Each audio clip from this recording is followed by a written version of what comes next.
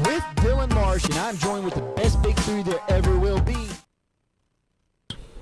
All right, so this is Sports Talk with Dylan Marsh, joined with JD, Garrett, producer Zach, and special guest Katie behind the camera. They're hanging out, and this is going to be a fun one. I really like what we're going to talk about today. We're going to start off. We are talking about Lamar Jackson winning the Heisman Trophy on Saturday, and deservingly so. I believe he really did deserve it. There was an award that I'm glad he did not win, and we're going to discuss about that later, but I'm sure, I think I know your answer. You think Lamar definitely earned Definitely earned the Heisman Trophy. Statistically, he definitely deserved it. I got a couple of very, I guess you can say, things about his last 4 games of the season where I could put up a debate for someone else to win.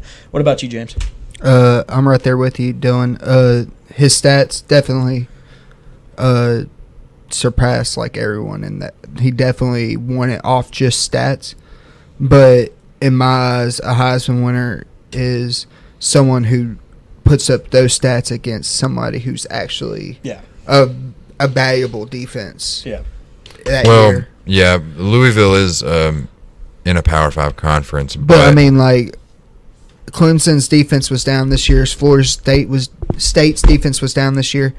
If he would, I'm asking, do you think he would do that in the SEC every week? Well, we'll find out. Yeah, I mean, we'll see what he does to LSU. I'm not sure. I think LSU is really going to, I'm not going to say necessarily shut him down, but I don't think it's going to be a good day for him. Yeah, I don't Seeing this LSU defense play, and this isn't a Florida State defense. This is this is a Dave Aranda, fully stacked and loaded defense that's really fired up. And I think they're going to play very well since Orgeron actually has the head coaching job now. So they'll play for him, I believe. Coach O. But there were a couple other awards. And one award I'm glad Lamar Jackson did not win, and Deshaun Watson did. He won the Davey O'Brien, which is the National Quarterback Award. And I do not think Deshaun Watson earned that award. He's a great quarterback. You think Lamar? No. I think Baker Mayfield honestly should have won that. Well, but like if you're talking statistics wise, Baker Mayfield should have won that award. But he is leading teams into a one-loss season into the playoff. Right. So, that one game against Pitt was pretty bad. But again, like one of our friends said earlier, he did throw for about over 500 yards. But he had 3 picks. And I think he has like 15 on the year too, which is a big, and that stands out to me a lot. Like I always go back to it. That also has to do with his defense putting him in bad spots where they have to throw the ball 80% of the game. Yeah, when they're behind, or right there with them. My thing with Deshaun is that his team is in the best position to do the best of all the 4 teams that were represented at the Heisman thing and at the other awards with the other quarterbacks. And so, I mean, Clemson is right there in the Final Four, and they have the best chance. And in my opinion, I think they're the only team that will come close to beating Alabama. And I think that they'll still lose by 20 points, but no one else comes close.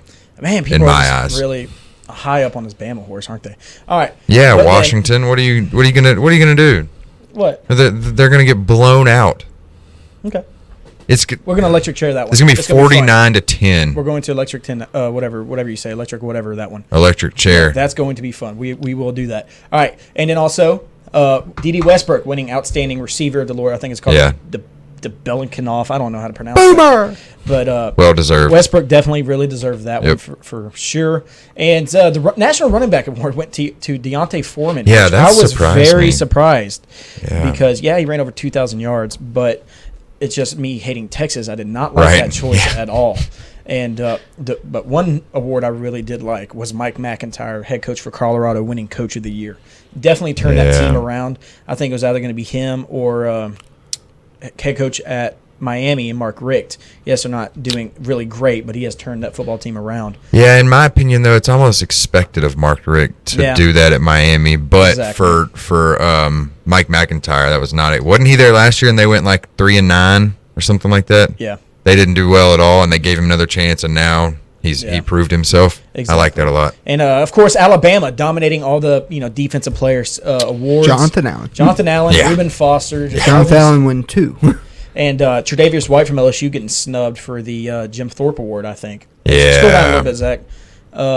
he lost to USC defensive back Adoree Jackson, and I really thought Tre'Davious White deserved that trophy. Shreveport's own, just killed it this year. 318 held down that LSU defense, but either him or because that's defensive back in general, right? That could be safeties too. I mean, Jamal Adams was right there with him. Yeah, and so I think when they looked at it, they thought, well, we really can't give it to one LSU player over the other, kind of like the Heisman. I'm going to throw another name out there. I thought a lot of people were sleeping on Desmond King from Iowa.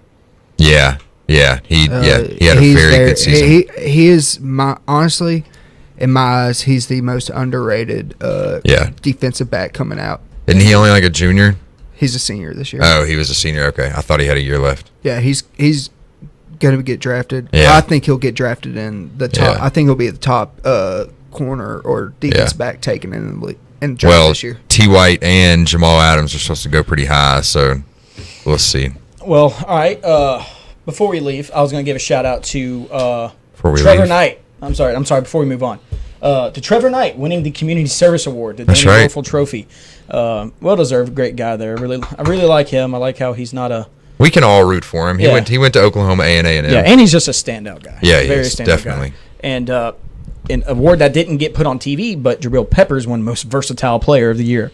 So, hey, shout out to him. I think he blew that one out of the water. I don't think anyone else came close. Maybe Adoree because he can return punts, but yeah, that's about it. But let's go ahead and move on to the NFL. And one thing I really wanted to look at was the NFL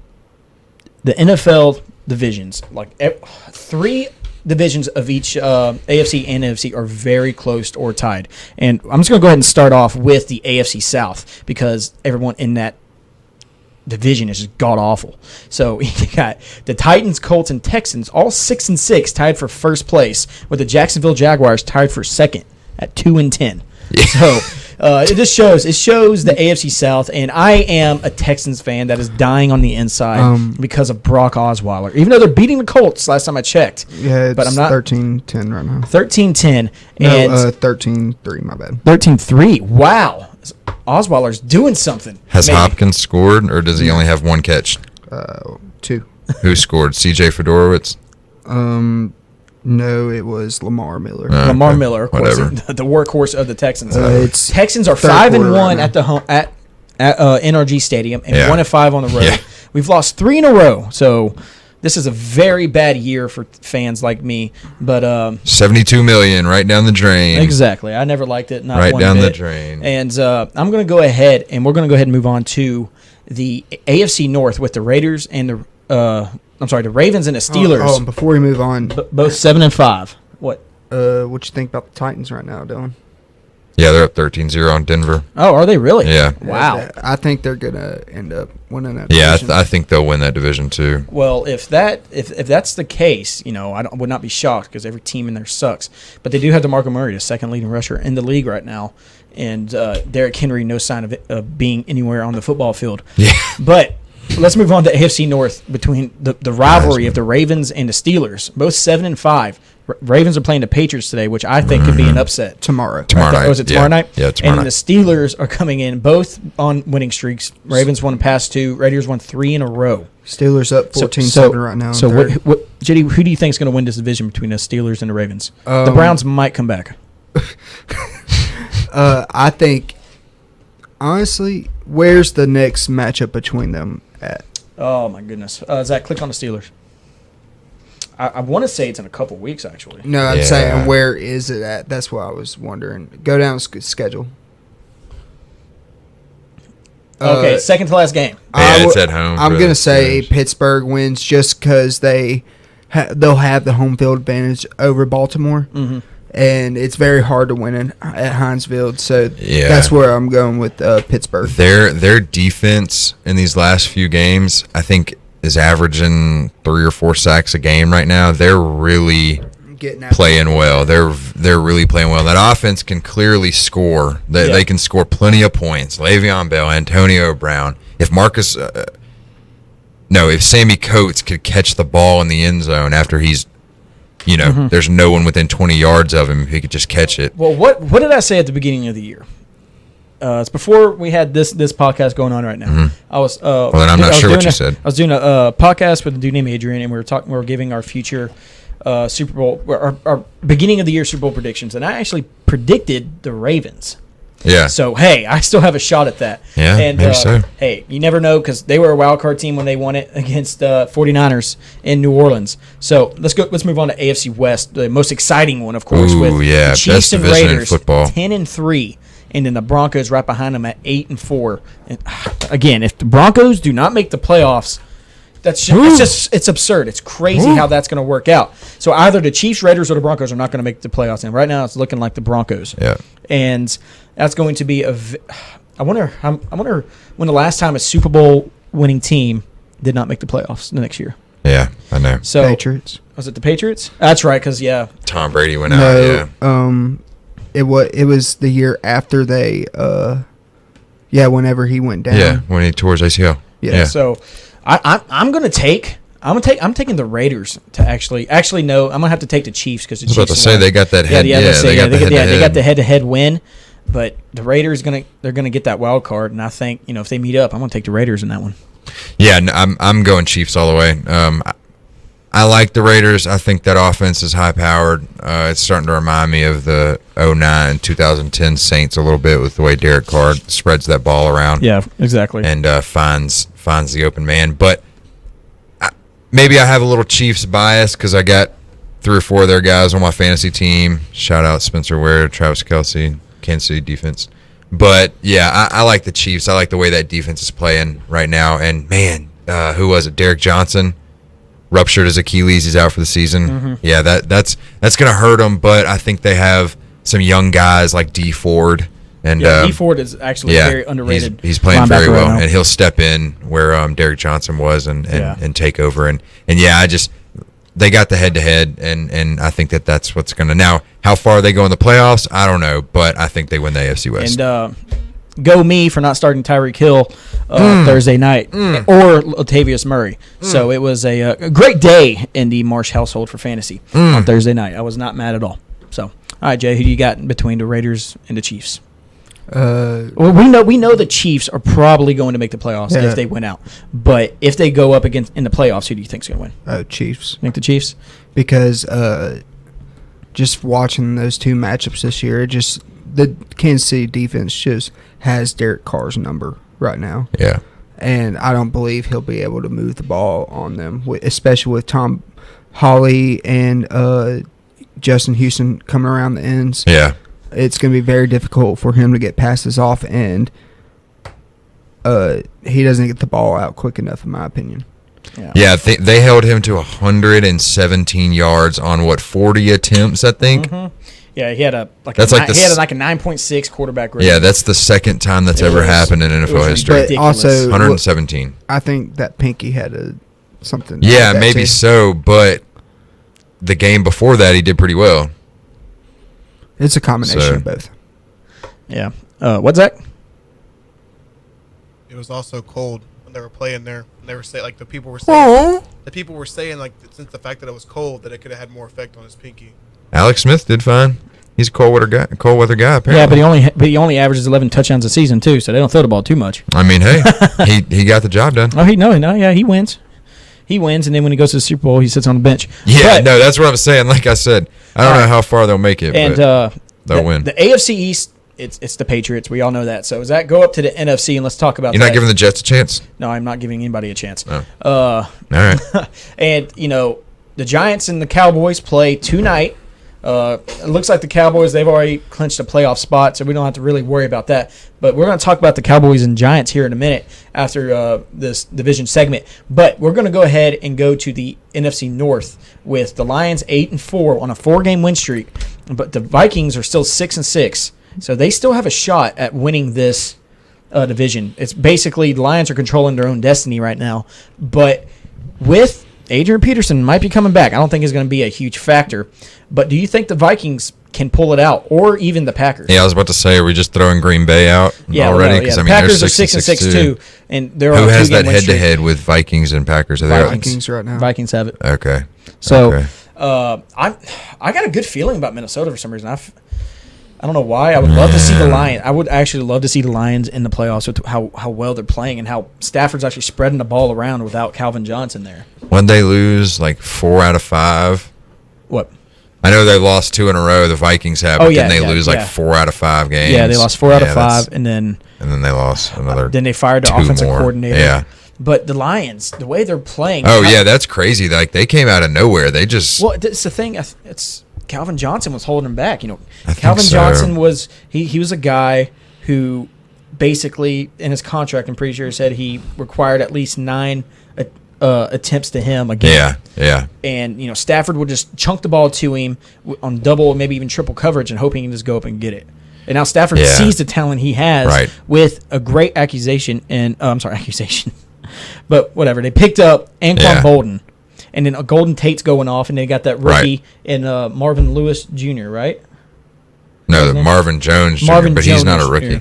He's not a rookie? I thought he was a rookie. No, he played for Cincinnati last year. Okay, that's where I've heard him from. Yeah. Okay.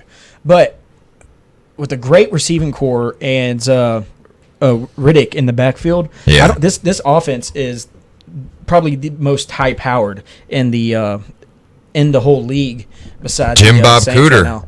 And Jim Bob Cooter's doing it. He's opening up that field, man. He is getting all of those receivers and Theo Riddick involved as much as possible.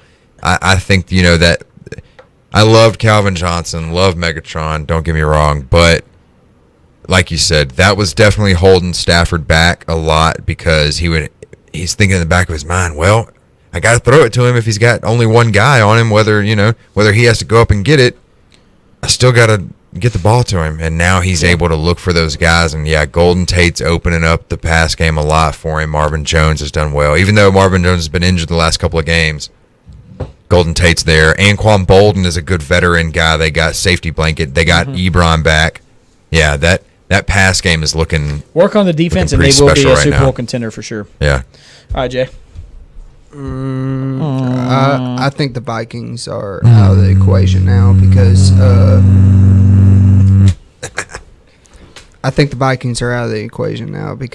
they just can't move the ball.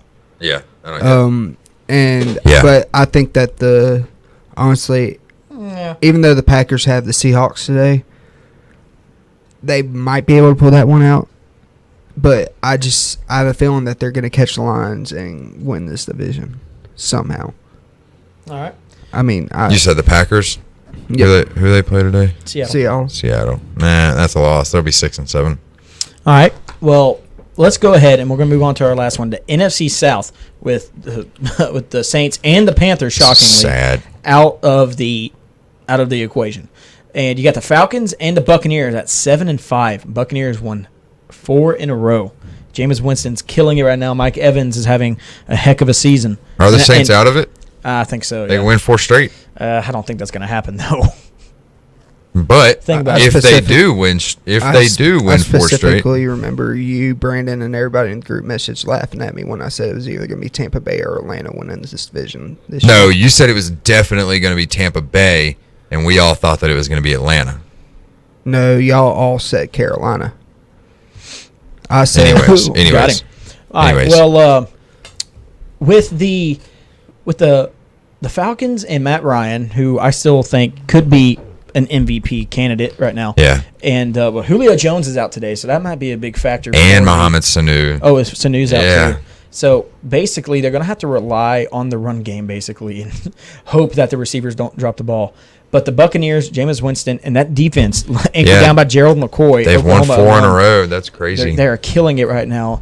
And everyone started noticing the Buccaneers against Seattle and how they held Russell Wilson to hardly anything. So the Buccaneers, I think, are actually for real. If they make it to the playoff, I would not be shocked if they make a good run. And you know what the sad thing is? They're 2-4 at home, but 5-1 on the road. Yeah, that makes no sense to me. Yeah, but look at the Falcons. They're 3-3 on at home. Yeah, and they play the Atlanta Dome. One of the loudest. They even put noise in their speakers to make it louder. Yeah, so I don't see how they're not winning at home. You think they still do that? No, they got busted. They ain't doing I'd that love to think. I'm gonna think they still do that. All right. Well, the Seahawks, as usual, they're undefeated at home. They're leading the West by man, that's about what, like 4 games. Yeah. Right there. The Cardinals disappointment at 5-6. Then I'm excited. Let's talk about this Cowboy Giants game real quick. Yeah. And the weather is going to be a huge factor. There's 21-10 Cowboys. 55% chance of snow at kickoff, and it just gets better at that. It's supposed to be around 32 to 34 degrees with winds going at about 7 miles an hour. Dak can handle it. Do you think, if it snows, do you think Dak, Ezekiel Elliott, and these, well, Dak definitely has never played in the snow. I doubt he has. And You don't think it snowed at Mississippi State? shut up, Garrett. And it definitely didn't snow in Louisiana. So I have a feeling that if it snows, or even just if it just somehow gets colder, I'm taking the Giants in this one because, one, they're used to it, and Eli actually tends to do great in the rain or in snow weather games. And it's at the Giants.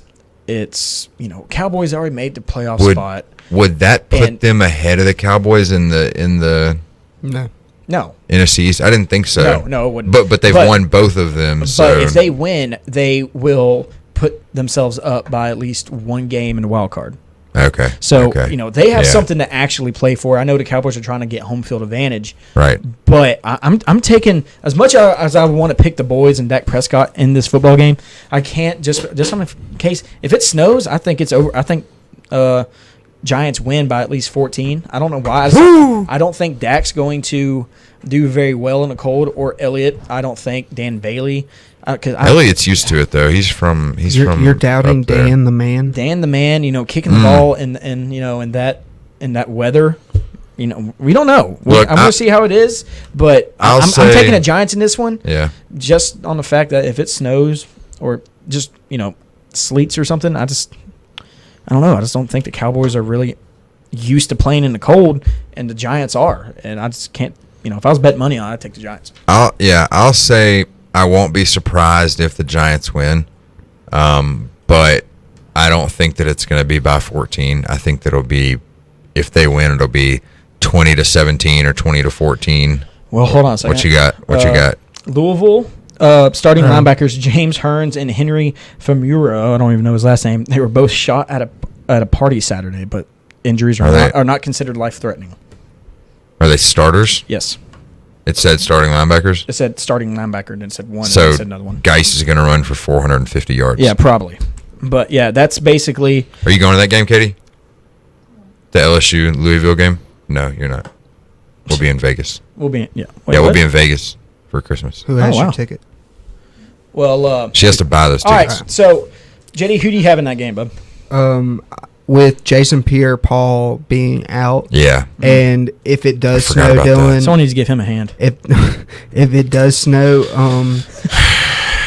I think the Cowboys will be forced to go to their most dangerous option on offense, and that is the run game and behind that offensive line. I think he can run in the cold. And without we'll see. Without JPP plugging up that middle, it's gonna open up holes, and I think that Ezekiel Elliott will be able to gash him, and that's gonna open up the play action for Dak. So I'm with you, Garrett. I think it's going to be more along the lines of like 28-13 Dallas. Yeah. But, I got Dallas. Well, and another thing with that is, run, play action. Dak doesn't throw it far down the field to begin with. Run with Dak. Yeah, there you go. Just take off every play, Dak. Just run. Don't listen to they're going into this game running the football with a secondary of the Giants. and he throws 7 or 8 yards down the field at a time. Like, he can just throw it down to the check down at Witten, throw it to the check down at Elliott, throw it on a crossing route to Cole Beasley, and then maybe go over the top to Dez. But he doesn't really have to worry about that because he's got those other weapons that he loves to use in the short game, in the short passing game. Yeah, my point of him playing in the cold, I'm not meaning throwing the football, but it's not drastically cold. It's only going to be 32 degrees. But if it snows, that's a big deal. You think it's colder than it actually is. Right. So it might be a psychological thing. Yes, Dak is so mentally mature Yeah. But if you're not used to playing in it, like Aaron Rodgers or even Eli Manning, Jay Cutler, even. Yeah, I mean, yeah, he's Jay good in the snow. And if you're not used to it, then it's going to have a little effect on how you play the football. Definitely. Because you're going to think in your head, be cautious. And when you're cautious, you will make mistakes. You know, I know you're trying not to, but when you're being too cautious, you will. So, all right, what happened there? Someone's Snapchatting me, apparently. All right. Well, let's go ahead. We're going to do this new segment that I like to call Don't Be That Guy. And, JD, did you ever pick a Do Not Be That Guy? Yeah. Okay. Well, we'll do that in a second. I'm just making sure you did. So let's go ahead and get started on that. So I worked very hard on this video to see if it actually works. Oh, yeah. Now it's time for Don't Be That Guy. I don't want to be that guy. So let's go ahead and start Don't Be That Guy. I'm going to go first. I actually have the video of this, and it's okay, of course. Let's go ahead, and I'm going to go ahead and start the video, and I'm going to talk about, you don't even have to have the sound on for it, but look, Steph Curry signing his game-worn shoes after the loss to the Grizzlies. And this is what I like about Steph Curry. He's such a standout guy off the court. I love him as a person. He's a great Christian. And see what he's doing after a loss. He still wants to give, fans at an away game, still a Warrior fan, but give his shoes away after a loss. And look at this. He's giving them. He signed each pair. He gives a pair to a little kid wearing his jersey. And look at that. A grown man snatches the shoes out of the kid's hands and tries to run away, but the security stops him and throws him down and actually gets the shoe to give back to the kid. And so, if you're going to be that big of a douche, that infuriates me. That makes me so mad. Okay, well, first off, this dude played 31 minutes running up and down a court, so it stinks. It's probably wet of sweat. And he's probably not even a Warriors fan. And you want to take a shoe, a grown man's shoe. It's different if you're a kid. Kids don't care about that. But then, a kid has it, and he just made his life because Steph Curry is, I hate to say, but he's like idols to these kids. He's an NBA superstar. You're coming and taking something he gave to that kid who you can tell he really loves. That guy was probably in the stands all night screaming, "Screw you, Curry, screw you," and taunting him and yelling at him. You know how they are in Memphis, act like a child. But, don't be that guy. Why would you? When I see at baseball games a grown man who dives 6 rows up to catch a foul ball, bro, you can go buy a baseball at Academy. Like, why would you do that? Or if a kid's going for it, and even if they get the ball and there's a little kid staring at them, if the little kid was close, and a kid's just staring at him, that actually somewhat makes me upset. You don't even get to the kid, right? Because yes, it means a lot to you. You might be a huge fan, but really, what does that ball mean to you? Because you're older, you know it's just a baseball, but to them it's something that they can keep for a while and grow up and sit there and be like, well, I finally have a baseball. You're grown, and it's just about acting like an adult. You don't need a memory from the game because you can actually remember it. You're old. You have, like, you're going to be able to remember stuff. So it's like if there's like a 6-year-old kid who can hardly remember the game, why not give him a baseball to help him remember that game by? I don't know. It really ticks me off when adults do that to kids. You know what? They deserve to get kicked out of the game. Yeah, I think. definitely. My favorite thing when it comes to that is the kids at baseball games that are like 12, 13, 11 or 12 years old, catch a foul ball, turn around and give it to the attractive girl sitting behind him. Mm-hmm. She's probably like 25, 26, way older than him, but he's still, Did you see the old switcheroo he did with the girl? He had a regular baseball, and he caught a foul ball, and he kept the foul ball, and he turned around. Yeah, and gave her the not foul ball. Yeah, that's hilarious. Yeah, that's so good. So, Garrett, let's go ahead and go, JD. Who's your Don't Be That Guy? Jerry Jones. Jerry Jones. Oh, God. Why? Because he keeps giving all the Romo lovers of the Cowboys fans hope that we're going to see Romo come back and take over the Cowboys team. God, I just wish he would put it to rest that Romo's going to come back and play and just let Dak be the starting quarterback. Quit trying to ruin the momentum of the Cowboys. So, Jerry, don't be that guy. Force your hand and put Tony in whenever you have the hot hand right now. Yeah, if his son doesn't stay, Jerry wanted to draft Johnny Manziel, and we see where that would have gotten him. Oh yeah. Hey, maybe he would have stayed a little straighter in Dallas, and he'd be backing Dak up right now, or he could have been the starter, and their season they'd be 1-11 and not 11-1 if Johnny was a starter.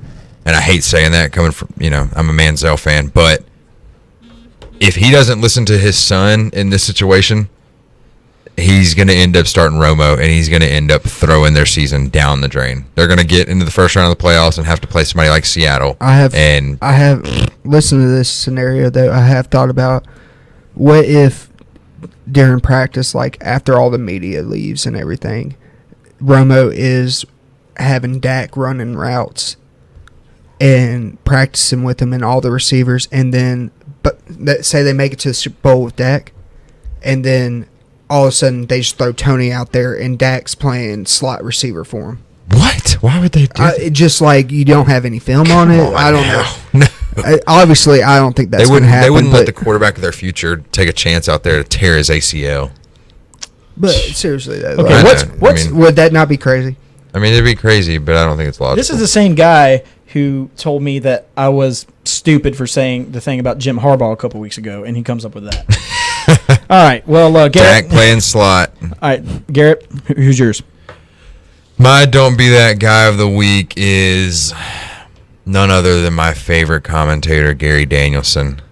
And when I say favorite, I mean least favorite.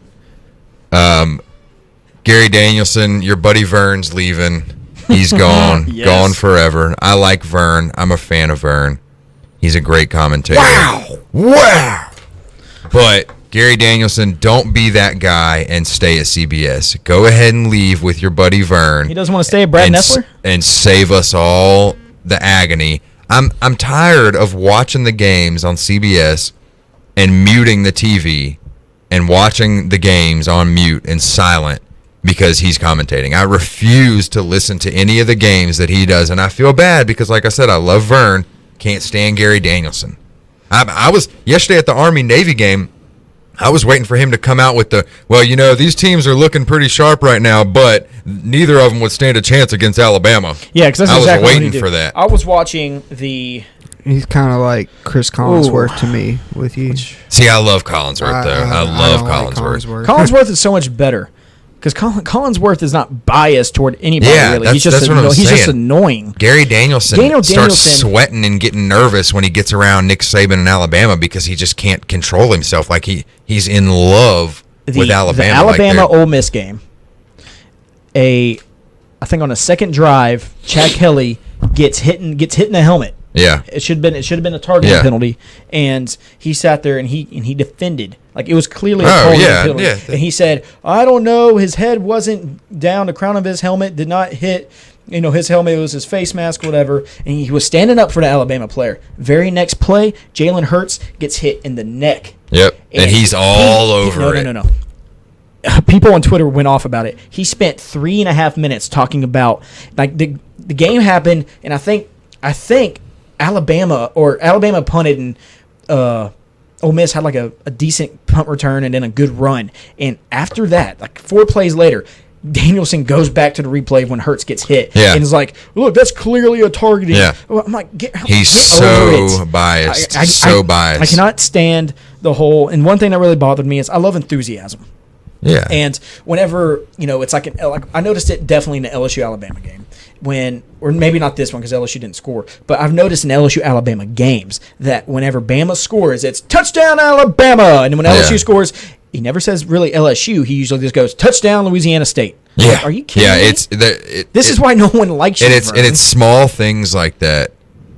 But, hey, he did it for 50 years, so, my hat's off to him. He did it for 50 years without getting fired, so that's good. But if Danielson's still going to be there, that's the one. I'd prefer Vern over Danielson for sure. Much. But wasn't it Gary Danielson that saw what's her name, AJ McCarron's girlfriend in the crowd? No, that was Brad Nessler. No, it wasn't Brad Nessler. It was someone else.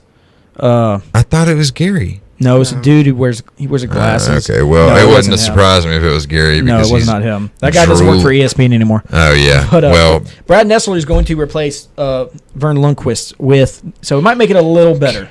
Brad Nessler is actually a decent they need to put Chris Collinsworth as NBC, though, right?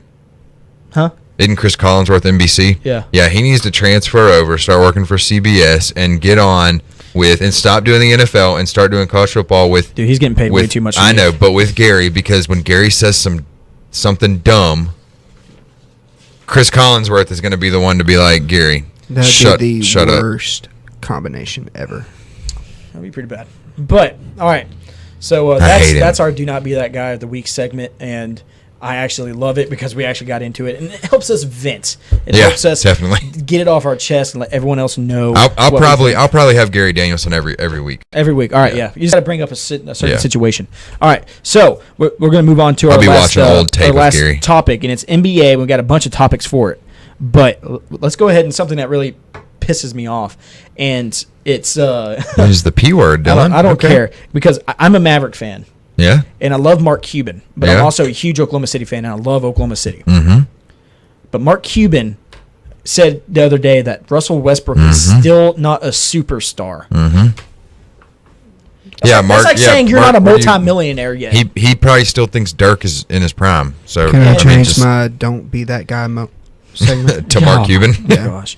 He sits there and says Russell Westbrook is not a superstar yet. He's saying this a season. Russell Westbrook, it's getting close. No, it's not really close to half the season, but he's averaging a triple double. Yeah, he soars in the sky and he can dunk on anybody in the league. He is the most athletic player in the NBA. He is top 4 best player in the NBA if you quit taking so many shots. And then you're going to sit there and say, he's not a superstar. This guy is a superstar because I think this made him a superstar even more because he decided to stay in Oklahoma City. I really think that was a big deal for him. I mean, it's his team now. It's his team, solely his team, and he's getting recognized more for staying and because Kevin Durant's not there. But you cannot say this guy's not a superstar when he outplayed Kevin Durant in the playoffs. Yeah, so he's averaging a triple double. I mean, dude, you don't have to keep going on and on. That was clearly the dumbest thing Mark Cuban has ever said. We're gonna leave Mark Cuban alone, let him go fuss about I feel Donald like we Trump should. being elected I think we should roast whatever him. He's going to. I like Mark, but he's gonna he fusses about everything. It seems Stick like to Shark Tank. But that's. Let's continue with Russell Westbrook. He against the Rockets had a 7th straight triple double, and he ties Michael Jordan for the most consecutive triple. Did they win that game? No, Houston won. Yeah, we lost it 102-99. That was a very good football game. Basketball game. It was very good. But do you think he's going to get number 8 and surpass Michael Jordan for this prestigious? They play Boston streak? tonight. Yeah. You think he will? Yeah. So I'm actually going to try to. I'm starting him in daily fantasy. So we'll see. You should start him every single week. Daily fantasy. What? All right, but what do you see in Russell Westbrook? Why does it look like someone peed in his Cheerios every morning? Why does he play with such He's always been like that, but now it's his team, and so he doesn't have to worry.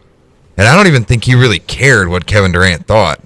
I mean, he was going to do what he wanted to regardless, but now he can definitely do what he wants, and he's out there hopping around. I mean, like, who said it? LeBron? He's like an Energizer bunny. That's just what that's what he is. He's out there jumping all over the place, getting rebounds, throwing that nasty pass down low to Andre Roberson. I mean, that was sick. His court vision is just as good as Kyrie Irving's and Chris Paul's. Well, I think LeBron has incredible court vision too. Well, I'm comparing him to point guards. Definitely. And so I'm amazed at what he's doing this year, and I don't think Oklahoma City's got a shot in the playoffs at all. I mean, what aren't they? 14-5 right now, or 15-6, or no? It's like 12-6. I just think the way that we are playing is not a way to go into the playoffs. But with I'm not really shocked that it happened, but we're gonna go ahead and skip down to the Warriors losing last night to the Memphis Grizzlies, and I forgot what the score was. It was 110-89. Yeah, 110-89.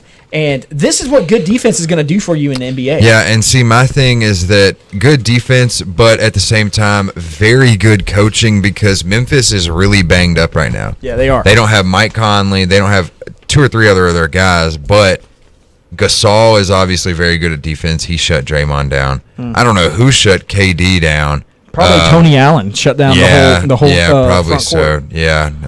And then Marc Gasol probably helped with the Draymond Green Yeah, thing. definitely, Marc Gasol is actually, I think, one of the best centers. Jermichael Green has been playing out of his mind for Memphis lately. Yeah, he had He's 14 doing really points well. last night.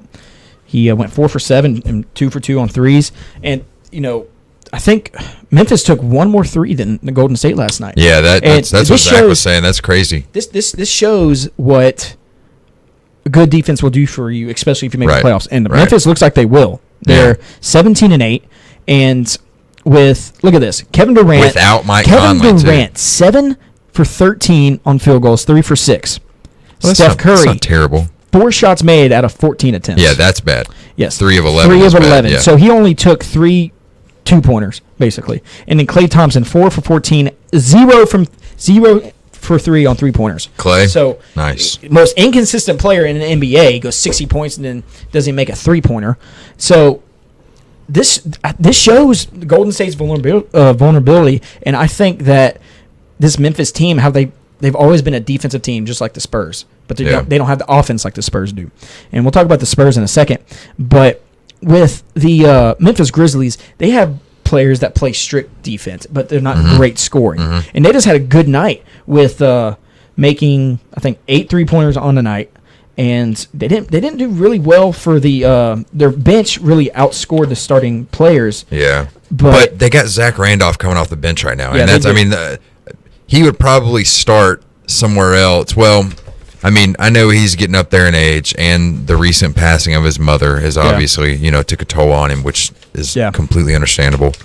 That was really bad on Thanksgiving, but he's coming off the bench, emotional. And he's been starting for a long time. Luckily, Jermichael Green is stepping in for him and playing well. He had 14 and 10. I just saw that 14, 10 and 2, and I think Zach had 14 and 7. I think is what that said. Yeah. And 14-7 for Zach. I mean, that's great numbers for him coming off the bench. I mean, they just shut him down on defense, man. They're big. They have a bunch of big guys. And KD and Draymond and Pachula. I don't really care for Zaza Pachula, to be honest with you, but I would have rather had Bogut still with the Warriors. But I mean, yeah, they didn't let him shoot threes, and what's his name? Troy Williams and Troy Daniels came in for Memphis and played well. Andrew Harrison's been playing well.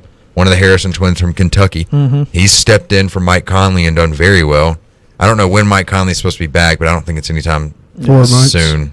Is it still 4 months from now? That's what happens when you get 4 a huge months from contract. when he got- Always seems to happen. Right. 4 months when he got hurt. Okay. So, well, he's getting up there in age too, so it's been about 2 weeks, hasn't it, since he got hurt? Maybe a little longer, but like he's getting up there in age just like Gasol and Randolph are, so it's pretty good that they're having guys like Daniels and Williams and Harrison come in and play this well against in my opinion, the best team in the league, and I mean, beat them by 21. It's pretty impressive. Well, with the defense that Golden State played, that Memphis played, I think Golden State actually played really pretty good defense, but some odd reason they couldn't hold them from scoring because they had 8 blocks and 6 steals. Yeah, all 5 of their starters had double digits. Yeah, but I think one big thing for Golden State was they actually had 15 turnovers last night. Yeah, so definitely that's not good. You can't turn the ball over 15 times and That's expect not to win. No. So they're going to blow out the next team they play probably. Yeah. Tonight, I think they played the Timberwolves tonight. Yeah. So I don't know. Karl Anthony Towns might show up. Hey, they beat them last year, didn't they? Isn't that who beat them last year when they went 35-0? Yeah, I think so. Yeah. 39-0. 24-0. 24. The Bucks beat them. Oh, okay. I knew it was one of those MI teams. All right. Well, now we're going to move on to the Spurs. And what's up? You were saying, what does the NBA have to do to stop the Warriors? And like you were saying, that defense they played. And I'll go back and put it this way. What I've noticed that, and I hate to I don't mean to bring this up as bragging, Garrett, because I mean, I'm a Cleveland fan, but I've noticed that the past 2 finals, the way Cleveland has just pretty much been up in Steph Curry's face, Klay Thompson's face. Well, yeah, you can't let them shoot the ball. Yeah, I know, but if they like how Golden State last year was complaining about them getting held, they felt like they were getting held. Yeah. I mean, that's just the way you have to play them. You have to rough them up and get in their face. And they got a lot of fouls called too. And so this year, if they do the same thing, they're going to be watching for us. So I don't know if I think Cleveland's going to have to take a different. I understand what you're saying. I agree with you. With the way, even if you did get fouls called, that still throws them off their rhythm. Yeah.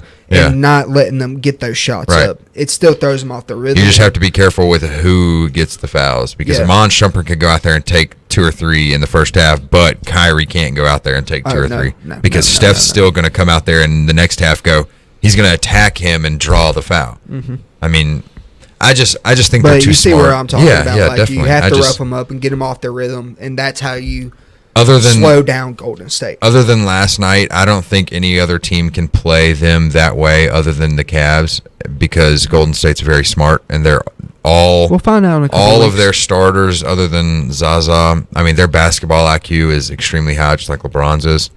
And I just don't think you can play them that way because they're going to come right at you and they're going to draw that foul and they're going to foul your best player out if they can. If I don't have work Christmas, let's electric chair the Cavs Warriors game. I'll be in Vegas for Christmas. I'm not saying I'll be doing other things for Christmas. Like Christmas, maybe. Yeah, like Christmas, man. So is there something important on that day? Well, I work, so and I'll be going to church. So last topic is, why don't we ever talk about the Spurs until it gets closer to the playoffs? They are a team that always seems like they don't. Because their uniforms are boring. Well, is that what you think it is? That's what it is. I mean, they're just not. It's because they play fundamental, basic basketball. I love it, but they're just not exciting. Nobody talks about them until they play a team like the Warriors because they're gonna do well. They're gonna make a 2 or 3 or 4 seed. The reason why is because we've just become. I think it's just because everyone just expects them to win their division, expects them to get a top 2 seed in the playoff. It's just become a natural. We know with Greg Popovich still there, they're going to win 50 games. The big 3 is done. That's over. But Pau Gasol, LaMarcus Aldridge, Kawhi Leonard, Jonathan Simmons, they still have good players. Well, what we were just talking about and what a good defense can do for you and how Memphis actually, I don't think I've seen Golden State get shut down like they did last night. Yeah. They got held to 89 points. And when Greg Popovich gets a hold of that tape, what do you think he's going to do when they face him in the playoffs? That's going to be the most... This is the thing about the Warriors, that no matter who they play, they can play their own brand of basketball. And this is the whole NBA. But when you play the Spurs... You have to play fundamental basketball because they are the they are the Alabama of the NBA. No, if you make a mistake, demand perfection. If you make a mistake, then they're going to basically feast off that. Yeah. And Greg Popovich is going to get a hold of that tape. And with the best defender, you had Tony Allen, and if you have this Memphis team, maybe Golden State was just off. I don't know, but it was an off night. But when you have a defense like the Spurs and can't make mistakes, and I'm drawing a blank on his name, Kawhi Leonard. Yeah. When you have a defender like that, and no matter who's hot on that night, you can easily switch in the middle of the game. Yeah. So I honestly, after I saw these 2 losses by the Warriors, I'm actually withdrawing my prediction for the Warriors to make the finals. I'm going to say it's the Spurs. Spurs? I say Popovich. Off of one game. All right. Well, no, I said 2 games. I haven't. But I just got a feeling. I got a real good feeling about Popovich. You also picked Washington to beat Alabama. Well, guess what? Everyone calls me crazy, but guess what? Hey. We're all dead set on the Warriors getting there again. I think they will, but I still think that we haven't seen who the best team out of the Western Conference is these past 2 years because we haven't seen the Spurs play them yet in a Western Conference Finals. Yeah. And I've been dying to see that. But that says something about the Spurs not making it there, so. Well, last year, the first time, I think that was just luck on Chris Paul's part, hitting that game winner against them in Game 7. Yeah. And then last year... Chris Paul's good, but... Last year, the Thunder were just a hot hand with Katie and Russell Westbrook. Yeah. And I know that makes you cry, Dylan, but It's all right. You still got Russ. But look, We've got accolades, not titles. yeah, there you go. My thing is that why don't we talk about the Spurs? One, I'm being funny, but at the same time I am being a little bit serious. Their uniforms are very boring. San Antonio is a boring city. It's a city for old folks. It's a city for people Andy Alamo. to go to when they retire. Andy Alamo. There's it's not Houston, it's not Dallas, and the Alamo, Dylan. Thank you. Hey, thank you. History lesson, man. Thank I really wish the Raiders would go there. That'd be so boring. No, it wouldn't. That's such a boring Hey, place. that would be the first city besides Pittsburgh for They- all their That'd be yellow and professional black and silver. for all their professional teams to match colors. Yeah, they might as well be the Shreveport Spurs. I mean, that's like San Antonio's just not. Hey, we got the boardwalk Yeah, they got the boardwalk in the Alamo. What else? and Independence Bowl. What else? We got the Independence Bowl. Yeah, we have the Independence Bowl. Therefore, Hey, that's gonna be good this year. Actually, I think that's gonna be a decent bowl game. But all right, y'all, that's it. Anything else y'all want to add about anything? Spurs are boring, but they're good. No, I'm good. Okay, we're gonna do this at the end of everything. Gary Danielson, please don't come back. Today we're starting a tradition.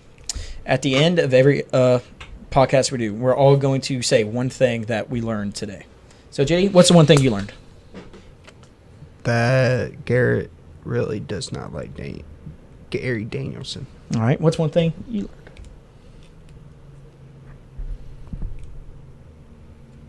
This is tough. You go first. You go. I learned that Mark Cuban probably does too much cocaine. Yeah. All right. That was too fast. I learned that you still, in your heart of hearts, believe that Washington will beat Alabama. I do. I was Nothing's gonna hoping change it. once we came back for this one that you would think, oh well, that was probably pretty stupid of me. But no. You know what? Just like Jesus was, I'm a guy who stands out. Okay, He Dylan. says. All right. So, All right, Dylan. That's all for today, folks. Thanks, y'all. Thanks, but y'all. as always, y'all appreciate y'all being here. As always, Zach, thank you for running the boards. Katie, thank you for being here and just Thanks, Katie. sitting back there and just being yourself. Can I have your phone number? They're dating, by the way. All right. So anyway, again, thank you all for watching, and as always, God bless. Boom! Actually hit it this time. Okay, yeah, there you go, Jay. Too cool to do everything else. Too cool for school, too cool for everything else, right? Is that what it is?